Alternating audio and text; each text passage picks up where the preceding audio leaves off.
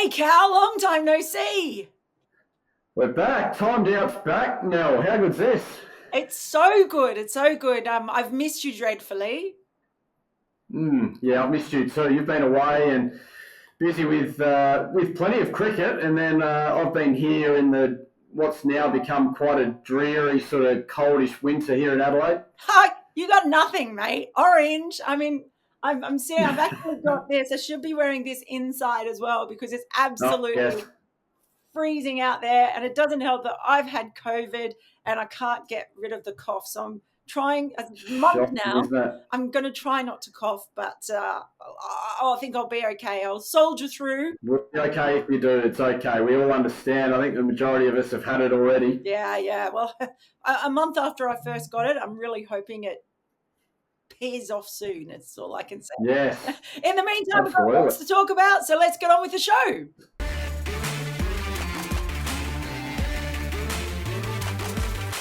Hello and welcome to Timed Out for Sporting News Australia. I'm Melinda Farrell, and joining me after we've had a bit of a break is Callum Ferguson. Yeah.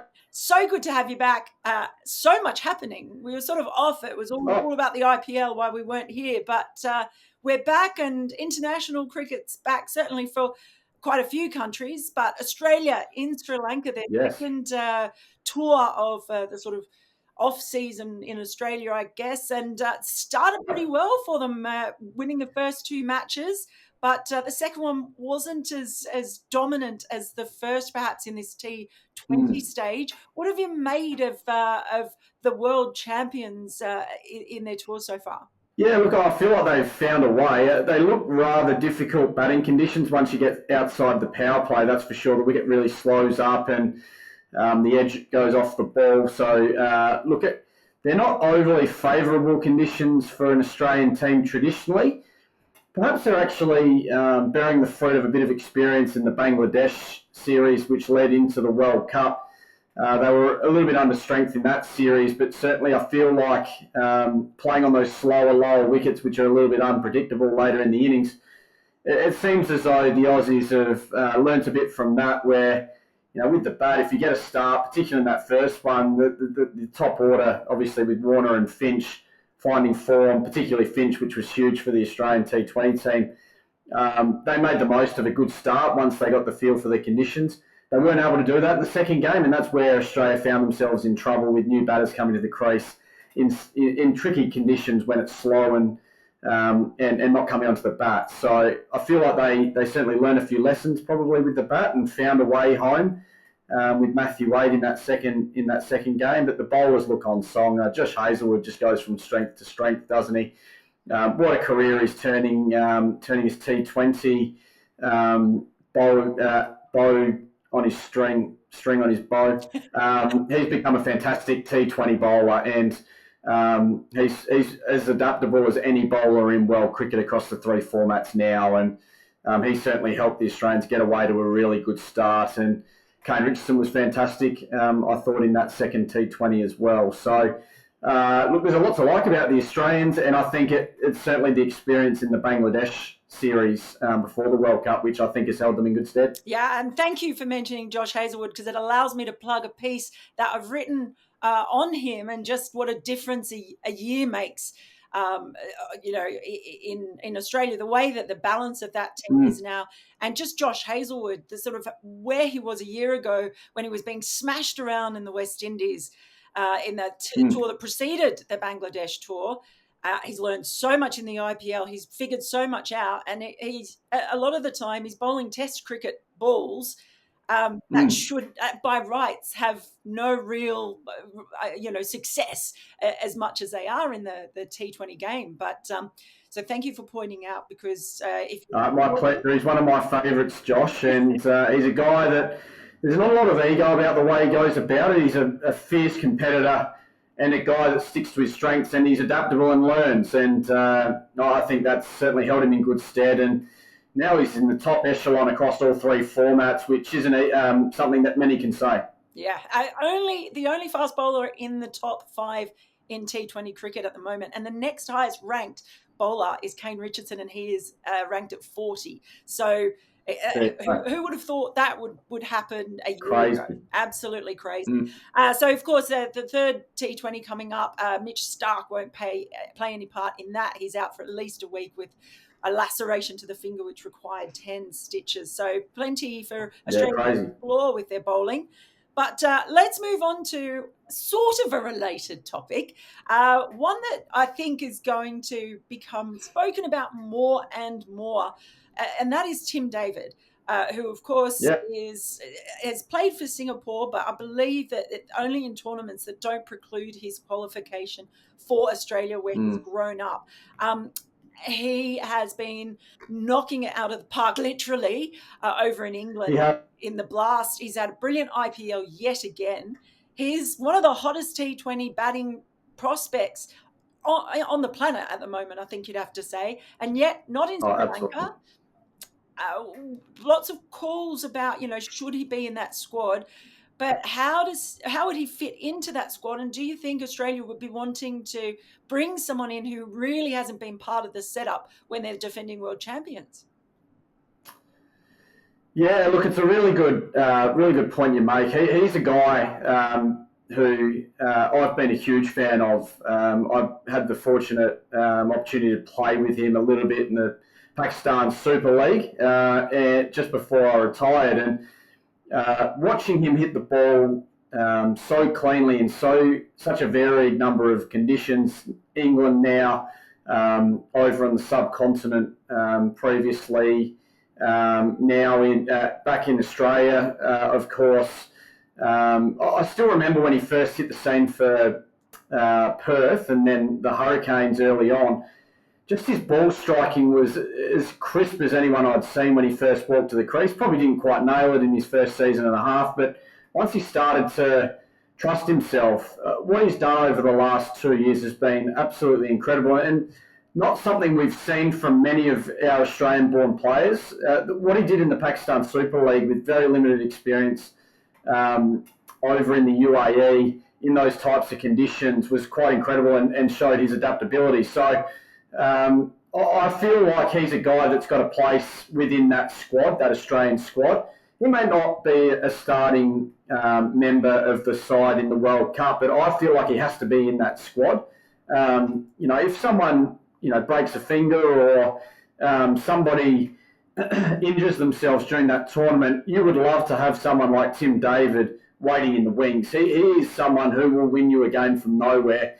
And if you are off to a good start, take it without out of reach of the opposition, within the space of 2 overs. So he's a guy we've got to get in there. We've got to get him away on tour as often as possible, getting settled into that setup because, look, in all honesty, I don't see why he couldn't be playing one-day cricket for Australia in the long term. He fronted up for Tasmania last year for a few games. He's a guy with enormous talent. Get him in and around the Australian squad for mine.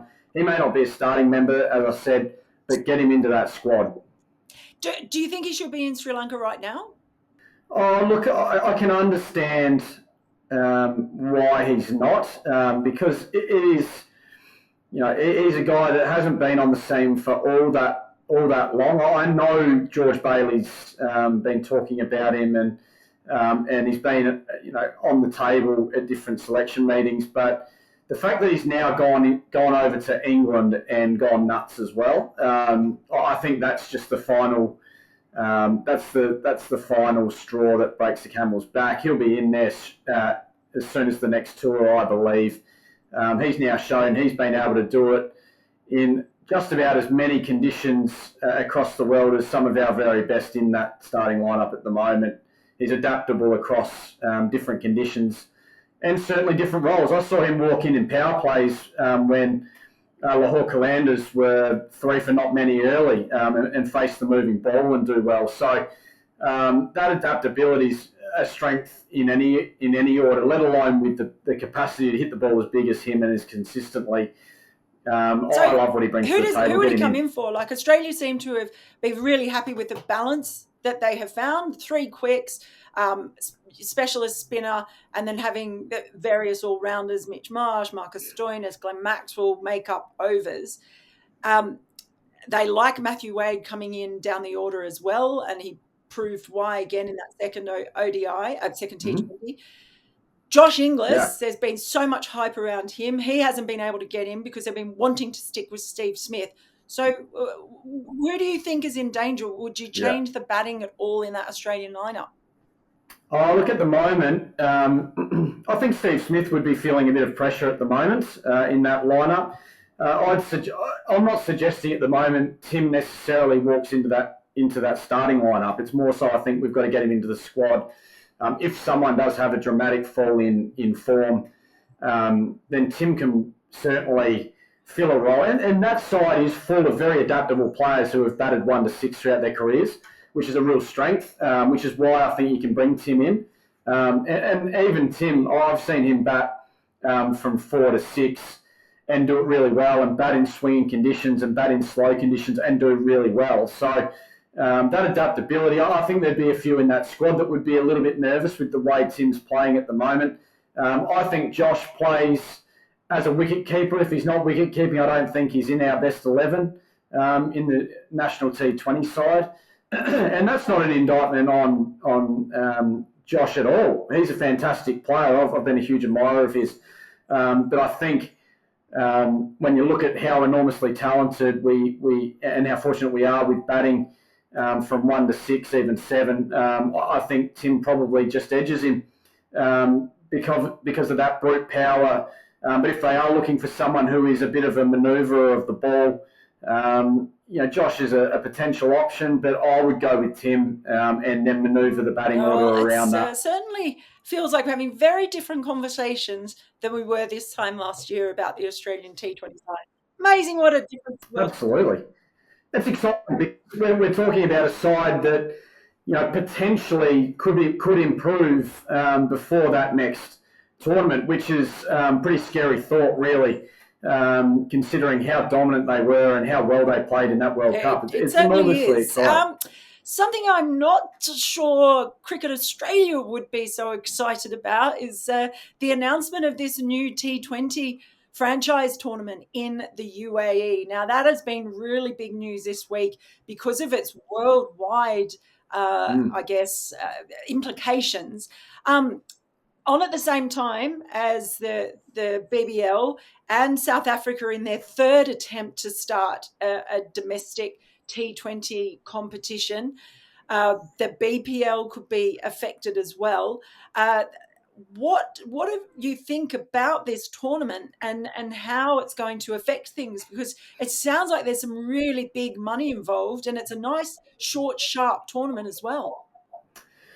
Yeah, I'd be nervous if I was Cricket Australia. I think we've talked at length about the opportunity Cricket Australia had years ago to maintain that 10-game season, which seemed to be the perfect balance. And they made a call without really consulting their major stakeholders at all in the players. So, look, I think that they've left themselves really vulnerable. The International League T20 based in the UAE is going to throw a cat amongst the pigeons of all those tournaments. I think the one that's most vulnerable just at the minute is the BBL because of the length of it. It's it's such a long tournament where overseas players are going to be paid near enough half of what they're offering over in the UAE, tax-free.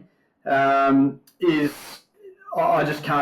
can't see any overseas player that has been to the BBL previously and experienced it, not at least having a look at this and thinking this is something I'd like to try, which straight away makes that overseas talent pool smaller for the BBL, let alone when you really start to look at the dollars and the length, the fact that it's half that time, you might be out of the BBL, you might be able to sneak some of another tournament in to double dip a little bit, or within the length of time a BBL's played. I'd be really nervous if I was Cricket Australia right now. And I hope from a player's perspective, it's a bit of a learning curve for Cricket Australia that you need to take into consideration the knowledge within your playing group and knowledge of the landscape across the world, not just within your own country, and trying to vie for airtime within your own country with other sporting codes here. There's a lot more to it, and there's a lot of very very exciting tournaments in other parts of the world that are going to drag players from your tournament, and you need to do whatever you can to try to make it as attractive to these overseas players, because that's what draws eyes. We know that, along with Australian cricketers being amongst the BBL teams, and there's been a lack of probably both. Our best players from Australia haven't been playing a lot of BBL, and a lot of the overseas players have stopped coming to Australia that we'd seen come in the past. There's a few concerns for Cricket Australia. Yeah, certainly is, and that's really illuminating what you say about the lack of consultation with players as well. I hope that's something that is heard, and just I guess the whole I don't know. I sort of feel like, I don't know if you feel this way, but it feels like this existential crisis that we've been talking about for Test cricket for years and years. It feels like it's getting to real crunch time when you have the chair of the ICC, Greg Barclay, talking about perhaps, the emphasis not being so much on bilateral Test series that don't involve England, India, Australia, and that aren't really much. I guess much of a focus in the foreseeable future when it comes to women's cricket. Are we here? Are we here at the crossroads yet? There's some concerns around those comments. I'm not sure he meant to be quite as damning as he was, but I thought they were disappointing comments. I feel like the idea of the Test Championship was to bring renewed focus on Test cricket and excitement around it, and I think it has brought that. I thought the final last year at Lords was incredible, and a fantastic eyes-on event for Test cricket, which was fantastic. I thought we've seen some fantastic examples of women's Test cricket in the last few years as well. There's, I think, enough excitement around Test cricket from the public's point of view across the world that we don't need the ICC coming out with statements and Greg coming out with statements like that. That was really disappointing for mine. What I will say is I agree that we need to see the best teams playing against each other more regularly, and we don't need lopsided fixtures as often as what we've potentially seen in the past. I think if we can somehow, I'm a firm believer of promotion relegation systems, and I firmly believe we could see that in Test cricket, and that would bring a bit more excitement around potentially some fixtures that may not have attracted much attention in the past. And I just feel like there's still plenty of options for Test cricket and different ideas around Test cricket before we start going with the doomsday and doomsday scenarios and statements like that coming from the top of the tree. That was really disappointing for mine. I'll go further. I actually think they were disgraceful comments. I like to what other sport comes out and basically, the head of that spokesperson for a sport and absolutely skewers their premium product. That's always been seen as their premium product. Get it? T20, great for growth, great for other countries coming into the game to play, but to skewer your own product like that, to skewer women's Test cricket like that, that really concerns me, because if people at the top are saying that, then I don't know. The only thing you can we can hang our hat on is that there hasn't been a lot of clout about the ICC for a long time, and they've sort of been walked all over by a few of the boards around the world. So I love how much passion that the Indian cricket team and the BCCI have for Test cricket. Virat Kohli's been fantastic. Dhoni, Mahendra Singh Dhoni's been fantastic for Test cricket. Sourav Ganguly at the top of the tree at BCCI, and then within Australia, here we obviously absolutely adore Test cricket in England as well. So I think while those three Test playing nations in particular hold it in such high regard, I think we're going to be in good shape with Test cricket. As I said, I think there's plenty of fantastic options and initiatives that we could go to before we start ringing the doomsday bell. Okay, I don't want to ring the doomsday bell at all. Speaking of, you just mentioned England and New Zealand. Well, it was and the new era, another new era. I feel like England have had so many new eras, but now we have a new coach, both are red and white ball teams, new captain, same old Joe Root scoring centuries, becoming the second youngest player to reach 10,000 runs, purely by virtue of the fact that he has had the leap years, basically the leap years that Alistair Cook and Joe Root have had in their careers means that Alistair Cook remains the youngest because he did it in a fewer amount of days or hours or something. Amazing. Right. Yeah, but Kane Williamson, of course, out of the second test because he's tested positive to COVID. What have you made of this new look England and I guess the rejuvenation, if it was needed, after the ashes of Joe Root? Oh, look, I don't think there's any doubt that it needed rejuvenation. There's no doubt about it. And I think it's been great to see England bounce back and get the win in the first test. I think that, if they hadn't been able to rectify things and chase that score down, I think it would have been demoralising for the English setup, a really tough loss to take. After knocking a side over for 130 on day one, if they'd lost that one, it would have been, I'm not sure they would have been at a lower ebb. So it was a huge win that showed a lot of character, I thought, particularly from the batters in that second innings. And it's no surprise for mine, having played a bit with Joe Root and getting to know him, that he was one that stood up and really took the game away from New Zealand. Ben Stokes as captain, what a great effort from him to be a huge part of that run chase as well, albeit with a stroke of luck.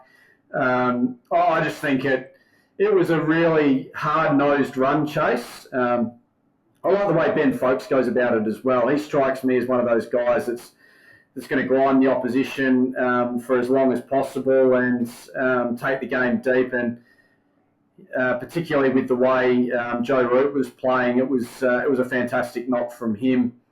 I think that it was the kind of win that they really needed. A flashy win, knocking him over for 130 and winning in 3 days. I'm not sure that would have proved too much to anyone, but I think the way they ground out the New Zealand batters and chased those runs down, I think that showed a lot of character and exactly what Brendan McCullum would have been looking for. And certainly what I think Ben Stokes needed as a first test captain. Yeah, certainly. Yeah, great for him. It's going to be quite fascinating, that sort of entertaining play. I'll be interested to see how England go in Pakistan later this year because, as we know, after watching Australia, that takes an incredibly different approach than certainly one you would take in England. There's a lot of talk at the moment about where Joe Root sits.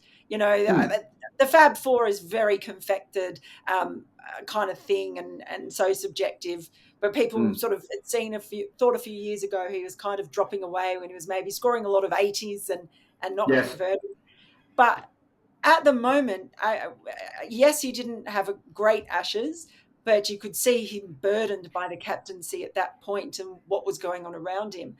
It just seems phenomenal what he's been able to achieve over the past couple of years. Where do you think he is in terms of greatness? Oh, he's right up there. I think, obviously, the fact that he's in the top 2 run scorers in English cricket, in Test cricket, leaves him as one of the greats of the game, regardless of whether he's in the top 10 in run scorers in Test cricket by the end of his career. I think he's a great of the game. 14, I think, players have reached 10,000 runs in Test cricket. He's at the top of the tree. And 26 Test hundreds, and he's still got years ahead of him. He is a great of the game. It doesn't matter how you look at it. Everyone says, he's not converted enough 50s into hundreds in the past, 26 hundreds, 53 50s. Look, I think by the end of his career, he'll have narrowed that margin a little bit, hundreds to 50s. In my eyes, I think he will. I think he's playing beautifully at the moment. He was playing beautifully in Australia make no mistakes about it, until it just wore him down. I think what was happening around him, even Dawood Milan, he was playing well early, and you just saw them fade because there was just no support around them. I think, getting into his home conditions, I think he'll play really well over in Pakistan. So we'll see a few hundreds from him over there, no doubt in my mind. He's going to go from strength to strength. Where he ends up, I'm not sure he'll quite make it to 15,000. I think he's got years ahead of him. He looks after himself well. I think he'll go close to 15. I don't think he'll quite get there, but I'd love him to prove me wrong. He is a great of the game, make no bones about it, and he's got plenty of cricket ahead of him, particularly without the captaincy. Yeah, that does look like it's a burden that he can do without, and it's great to see that it hasn't affected his run scoring. And talking about greats of the game, we're just going to finish up just acknowledging the wonderful Mithali Raj. When you talk about greats, she's hung up the boots earlier this week. And will no longer be around. Will no longer see the trademark floppy hat. For me, I think the best memory was seeing her during the 2017 World Cup in England, sitting there reading Rumi by the side of the boundary, wearing that floppy hat.